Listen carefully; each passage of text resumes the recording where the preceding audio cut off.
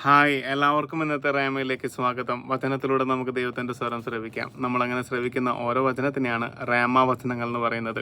അപ്പോൾ ഇന്നത്തെ റേമ വചനത്തിന് വേണ്ടി നമുക്കൊന്ന് പ്രാർത്ഥിച്ചു ഒരുങ്ങാം. ഒപ്പം തന്നെ നമ്മുടെ ഹൃദയങ്ങളെ ദൈവത്തെങ്കിലേക്ക് ഉയർത്താം. കേൾക്കുന്ന വചനത്തിലൂടെ നമുക്ക് യേശുവിനെ സാക്ഷ്യം വഹിക്കുന്നവരായി തീരുകയും ചെയ്യാം. നമുക്ക് പ്രാർത്ഥിച്ചു ഒരുങ്ങാം.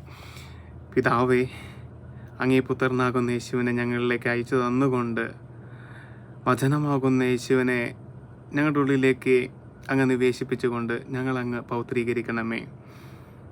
യേശുവിനെ മാത്രം സ്നേഹിക്കാൻ വേണ്ട എല്ലാ അനുഗ്രഹവും ഞങ്ങൾക്ക് നൽകണമേ. യേശുവിലൂടെ ലോകത്തെ നോക്കി കാണാൻ വേണ്ടി ഞങ്ങളുടെ ഹൃദയങ്ങളെ അങ്ങ് ജ്വലിപ്പിക്കണമേ. പരിശുദ്ധാത്മാവിൻ്റെ ശക്തിയാൽ ഞങ്ങൾ സ്ഥിരം യേശുവാകുന്ന വഴിയിലൂടെയും സത്യത്തിലൂടെയും മാത്രം ചരിക്കാൻ വേണ്ടി ഞങ്ങളെ അങ്ങ് പ്രത്യേകം ഒരുക്കുകയും ചെയ്യണമേ. നമുക്കെല്ലാവർക്കും മാതാവിൻ്റെ മധ്യസ്ഥതയിൽ ഏറ്റുചൊല്ലി പ്രാർത്ഥിക്കാം.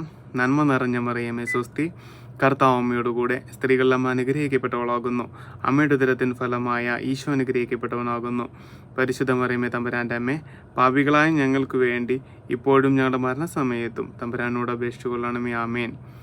വചനത്തിൻ്റെ അമ്മയായ മറിയമേ, ഞങ്ങളിൽ വചനം നിറയാൻ അമ്മ നിരന്തരം അപേക്ഷിക്കണമേ.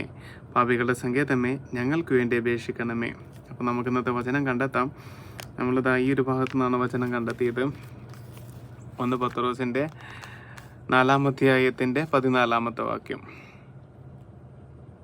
1 പത്രോസ് 4:14. ക്രിസ്തുവിൻ്റെ നാമം നിമിത്തം നിന്ദിക്കപ്പെട്ടാൽ നിങ്ങൾ ഭാഗ്യവാന്മാർ, എന്തെന്നാൽ മഹത്വത്തിൻ്റെ ആത്മാവ്, അതായത് ദൈവാത്മാവ് നിങ്ങളിൽ വസിക്കുന്നു. സിമ്പിളായിട്ട് മനസ്സിലാക്കാൻ പറ്റിയ ഒരു വചനഭാഗമാണ്. നമുക്കൊന്നുകൂടി വായിക്കാം. ക്രിസ്തുവിൻ്റെ നാമം നിമിത്തം നിന്ദിക്കപ്പെട്ടാൽ നിങ്ങൾ ഭാഗ്യവാന്മാർ, എന്തെന്നാൽ മഹത്വത്തിൻ്റെ ആത്മാവ്, അതായത് ദൈവാത്മാവ് നിങ്ങളിൽ വസിക്കുന്നു. ആമേൻ. അപ്പോൾ നമുക്ക് പലപ്പോഴും നിന്ദനം ഏൽക്കേണ്ടി വരുന്നത് ക്രിസ്തുവിൻ്റെ നാമത്തിലാണ് എന്നതിൽ നമ്മൾ അഭിമാനിക്കാം. ഓക്കെ, ജീവിതത്തിൻ്റെ പല മേഖലകളിൽ നമ്മൾ തഴയപ്പെടും. ഇതെല്ലാം ഇതിൻ്റെ ഭാഗമാണ്. നമ്മളെല്ലാം ദൈവം സമൃദ്ധമായി അനുഗ്രഹിക്കട്ടെ. ആമേൻ.